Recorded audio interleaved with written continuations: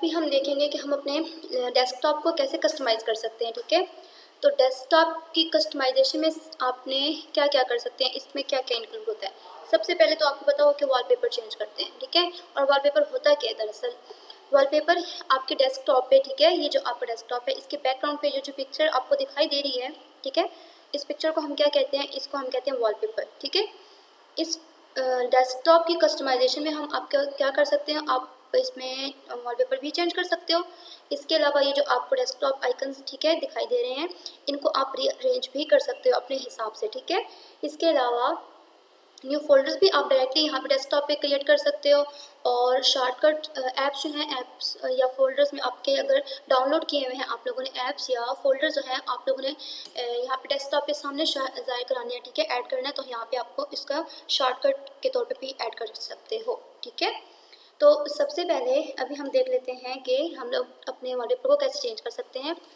So according to your book, अभी आप क्या करेंगे कि आप लोग सबसे पहले स्टार्ट मेन्यू पे जाएंगे। ठीक है, यहाँ पे आप लोग स्टार्ट बटन को क्लिक करेंगे। ठीक है, ये जो है एक स्मॉल विंडो की तरह होती है। ठीक है, ये देखिए आपको दिखाई दे रहा है ना, पिक्चर दिखाई दे, छोटा सा आइकन दिखाई दे रहा है विंडोज़ की तरह का, ये आपका स्टार्ट मेन्यू, इस पर स्टार्ट बटन, इस पर हम क्लिक करेंगे। ठीक है, देन सेटिंग्स पे जाएंगे। ठीक है, ये सेटिंग आपको दिखाई दे रही है, अगर यहाँ पे आपको सामने ना दिखे आप यहाँ से सर्च भी कर सकते हैं। ठीक है, यहाँ से इस बटन, इस पे यहाँ पे आप लोग सर्च कर सकते हैं। यहाँ पे अगर आप लिखें सेटिंग्स, ठीक है,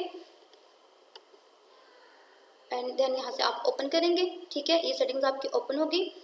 यहाँ पे देखिए ये होम है और ये सिस्टम है, Bluetooth and network and internet and then personalization. यहाँ पे आपको पर्सनलाइजेशन दिखाई दे रही है, इस पर आपने क्लिक करना है। ठीक है, और यहाँ से आपका देखिए यहाँ पे ये बैकग्राउंड लिखा हुआ है, बैकग्राउंड लिखा हुआ है ना, इस पे यहाँ से आपका वॉलपेपर जो है चेंज हो सकता है। ठीक है, कलर्स भी लग सकते हैं, थीम्स, ठीक है, डायनामिक लाइटिंग, बहुत कुछ आप लोग यहाँ पे एडिटिंग कर सकते हो अपने वॉलपेपर के लिए। यहाँ पे अभी हम देखेंगे कि हमने अपने लैपटॉप का बैकग्राउंड चेंज करना है। सबसे पहले तो आप ये देखें, ये पिक्चर लगी हुई है। ठीक है, अभी हम इसको चेंज करेंगे, देखेंगे कैसे चेंज होता है।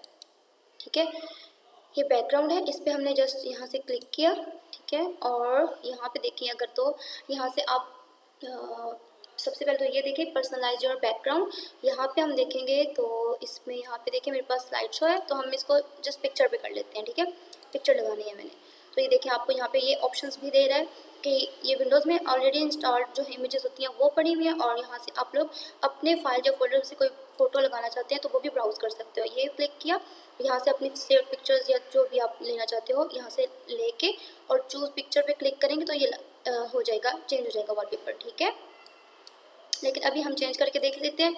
तो यहाँ से अगर हम पिक्चर देखें यहाँ से ये पिक्चर है, यहाँ पे देखें आपको ये डेमो से दिखाई भी दे रहा होगा, ये है, साथ इस तरह की कुछ ये भी हैं। ठीक है, और पिक्चर्स के अलावा सॉलिड कलर्स भी लगा सकते हो आप, ये देखिए ये सॉलिड कलर्स भी हो सकते हैं। ठीक है, इस तरह just by clicking on them, ठीक है, आप इसको सेलेक्ट कर सकते हो सॉलिड कलर्स। और ये विंडो स्लाइड शो, ठीक है, ये ऑटोमेटिकली फिर ये चेंज हो जाता है। ठीक है, नेक्स्ट खुद ही से वॉलपेपर लगते रहते हैं।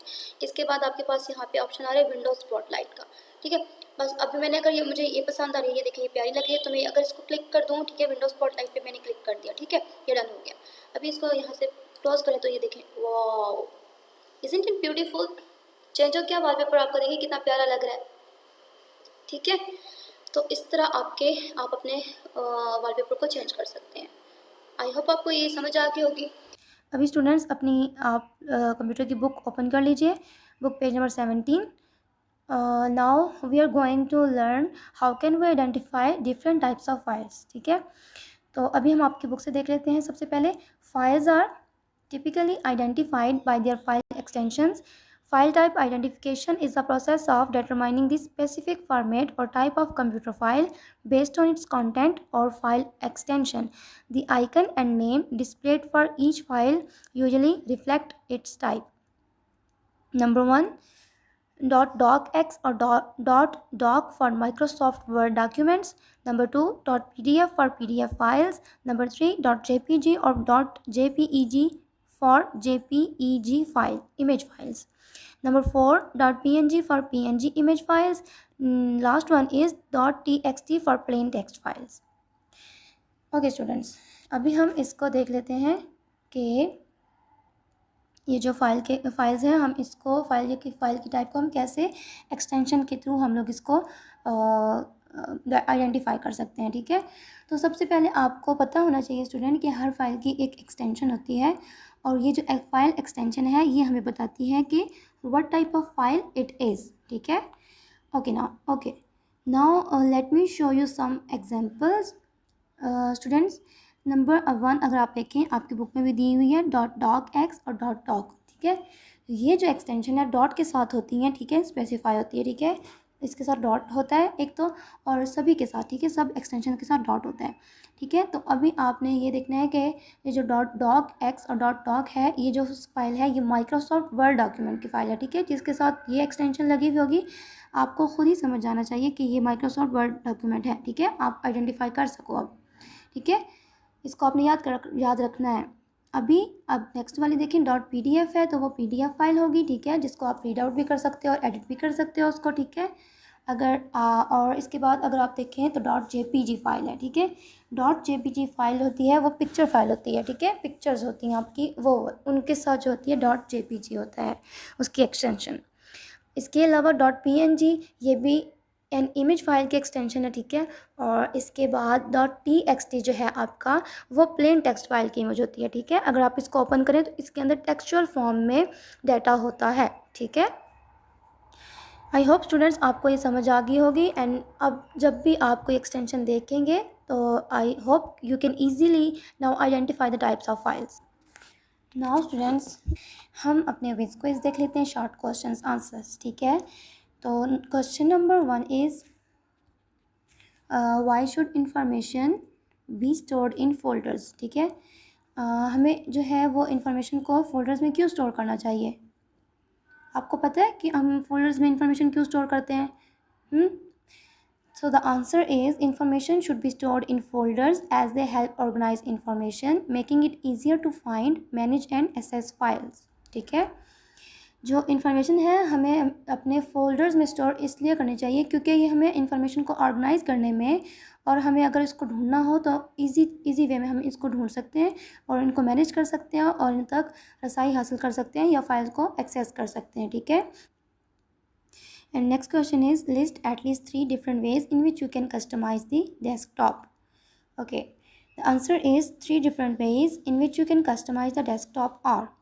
आपने अभी पीछे पढ़ा टॉपिक में कि हम अपने डेस्कटॉप को कस्टमाइज़ कर सकते हैं। तो हमने उसमें क्या देखा था कि सबसे पहले हम उस कस्टमाइजेशन में हम सबसे पहले कौन कौन से 3 तरीक़ों में से सबसे पहला तरीका ये है कि बाय चेंजिंग द वॉलपेपर।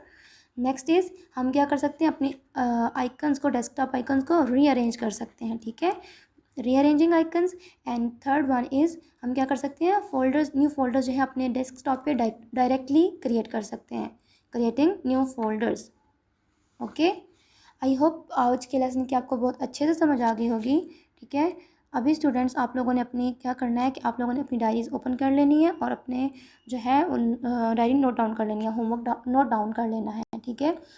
सबसे पहले आपने क्या करना है कि आप लोगों ने जो आज का टॉपिक हमने कोई लेसन पढ़ा है, कवर किया है, इसको आपने अच्छे से देखना है, समझना है, ठीक है। और जो प्रैक्टिकल करवाया है उसको आप अपने घर में भी करने की कोशिश करनी है, ठीक है।